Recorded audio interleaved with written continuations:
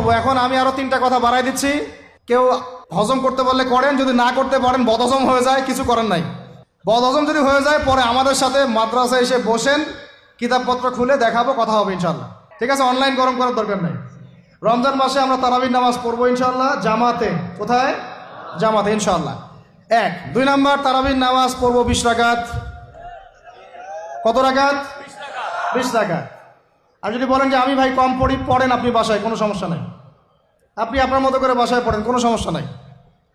যদি উমর রাদিয়াল্লাহু আনহু এর উপর আমল করে থাকেন, আমার আমল করতে কোনো সমস্যা নাই। যদি উসমান রাদিয়াল্লাহু আনহু 2 আযান চালু করে থাকেন, তাহলে আমার আমল করতে কোনো সমস্যা নাই। ওই যে হাদিসটা বলেছিলাম প্রথমে, কে নাজাত প্রাপ্ত ফেরকা? মা আনা আলাইহি ওয়া আসহাবি, আমি আর আমার সাহাবীরা যার উপরে আছি। আরেকটা হাদিস কি? আলাইকুম বিসুন্নতি ওয়া সুন্নতি খুলাফায়ে রাশিদিন মাহদিয়িন মিন বাদি, তোমাদের উপর অবধারিত হচ্ছে, ওয়াজিব হচ্ছে আমার সুন্নতকে আঁকড়ে ধরা এবং আমার সাহাবীদের সুন্নতকে কে আঁকড়ে ধরা। কার কার সুন্নত?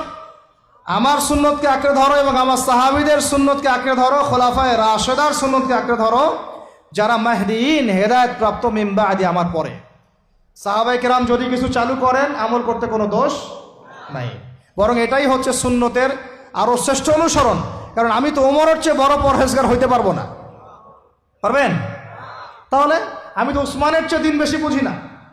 তিনি যদি 2 আযান চালু করতে পারেন, তাহলে আমি তাকে বেদাতি বলতে পারি না, নাউযুবিল্লাহ। যদি আমি তাকে এভাবে শব্দ প্রয়োগ করা হয়েছে বাংলাদেশে, উসমান রাদিয়াল্লাহু আনহু যদি 2 আযান চালু করে থাকে, ওটা বেদাত হয়ে গেছে, নাউযুবিল্লাহ। বলেন নাউযুবিল্লাহ। সাহাবীরা কিছু চালু করলে যদি বেদাত হয়, তাহলে সুন্নত হবে কি?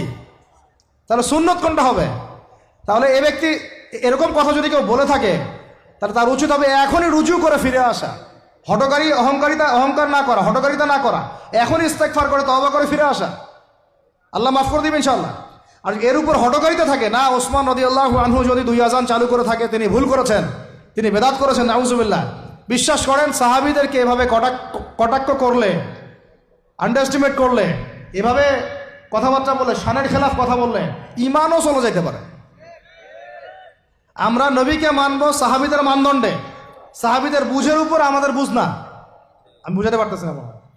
নবীকে মানব, অবশ্যই মানব। কার মাধ্যমে? কাদের মধ্য দিয়ে? সাহাবাদের তরিকার মধ্য দিয়ে। আর সাহাবাদের তরিকা আমি কি ধাপাস করে পাবো? তাবেই লাগবে, তাবেই লাগবে। এই সিলসিলা মেনটেন করে আমাকে মানতে হবে। কোরআন এবং হাদিস তো সবার বাসায় আছে। আপনাকে যদি আমি এখন বলি যে ক্রিপ্টোকারেন্সি হালাল না হারাম, আপনি কি বের করে দিতে পারবেন এখন আমাকে?